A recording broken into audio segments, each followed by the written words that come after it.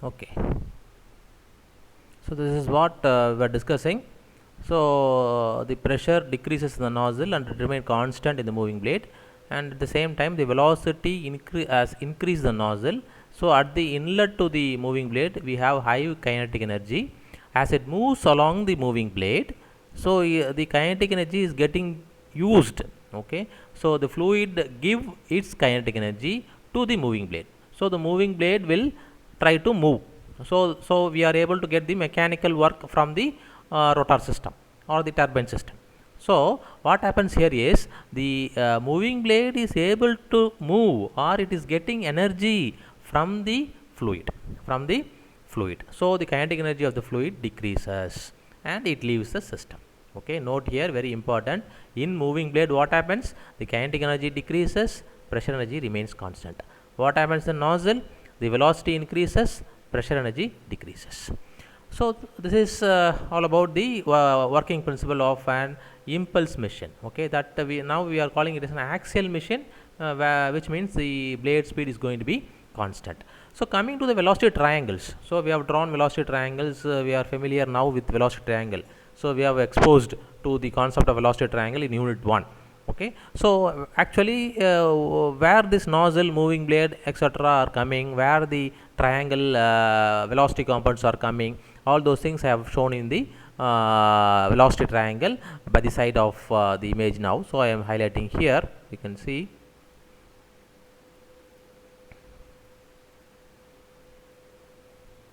So this triangle velocity triangle concept, you can see here the nozzle is here. Okay, nozzle is here and moving blade is here. So the distance between the nozzle and moving blade has been exaggerated. Okay, so small, very small clearance will be there between the nozzle and moving blade. So now for the sake of understanding we have shown an exaggerated or say enlarged view. So actually the nozzle is here, and from the nozzle the fluid is issuing with velocity v1. So there is a meaning. So this alpha we have told as the flow angle, okay, at inlet. So this flow angle alpha is controlled by the nozzle position. If I change the nozzle position, okay, alpha accordingly changes. That you have to understand. So alpha is controlled by the position of the nozzle, and after that you have the absolute velocity. Then the blade is striking, the fluid is passing over the moving blade. Okay, the tangential component which is drawn tangent to the moving blade, you have the relative velocity component, and etc. we have seen. Okay, so now I have shown the nozzle and the moving blade. This is the moving blade. Okay, and it moves in the direction of the fluid. So you can, I have shown here the blade speed as simply u, because it is axial flow. Okay, and impulse. Okay, axial flow. So this u remains constant, and it uses only kinetic energy. So only I am placing here a nozzle. Okay, so it's an impulse turbine, so I am using a nozzle. So this way you have to relate the nozzle, okay, moving blade, the velocity triangles, etc. So just now we have introduced the concept of the working principle, okay, of an impulse machine, and I have included here the nozzle position, how the nozzle position can be changed. Okay, what is the implication of the nozzle angle, nozzle, it reflects the value of alpha. Okay, and other things you have shown here.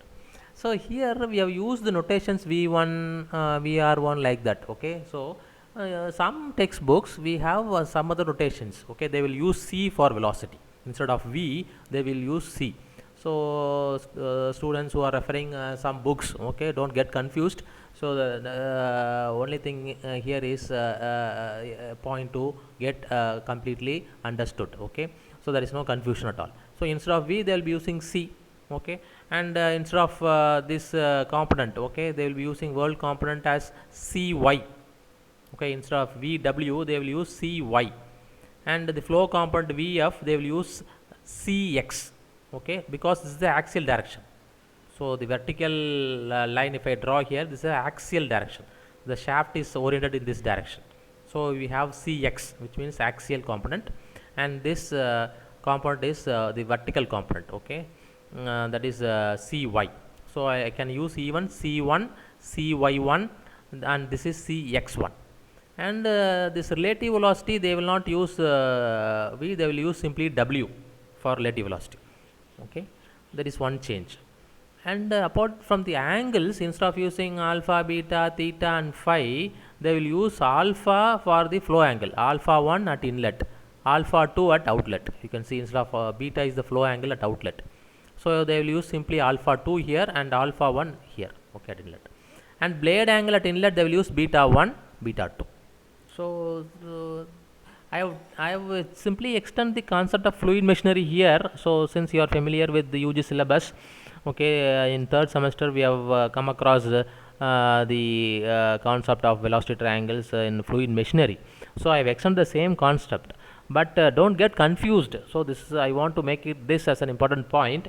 So any other doubt we can clarify when we come in person. Okay, so nothing need to worry. Okay, so the concept is same. Okay, so the terminology notations may be different, terminology may be different.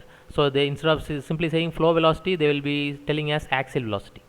Instead of telling that as say the whirl component, they will say the tangential component. Okay, so these things you have to be a little bit cautious. I hope this is clear. Next is what we are going to see here is design aspects. So for an axial impulse machine, what are the important aspects from the design point of view?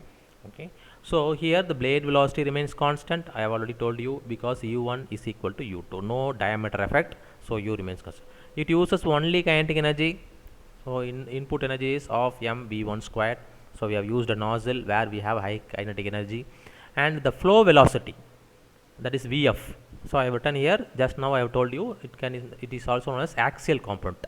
Okay, so the flow velocity remains constant. So this is why, because in order to make the axial force, okay, 0, okay, axial force or axial thrust. So if the axial force are not 0, so the machine will vibrate. So at the inlet and outlet you must have the same axial force, otherwise the machine will start vibrating. So it will have some the bearings will some damages will happen to the bearings, etc. So it will vibrate. Okay, so in order to avoid those things, okay, you need to design in such a way the axial forces are 0. So only we are making Vf1 is equal to Vf2, which means the axial component of velocity at inlet and outlet. Okay, Vf1 must be equal to Vf2. So axial velocity or the flow velocity.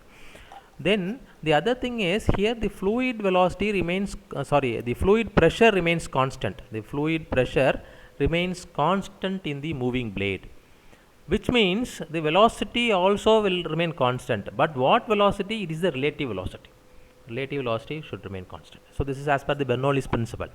Okay, so only whenever there's change in pressure, velocity also changes. If pressure remains constant, velocity also remains constant.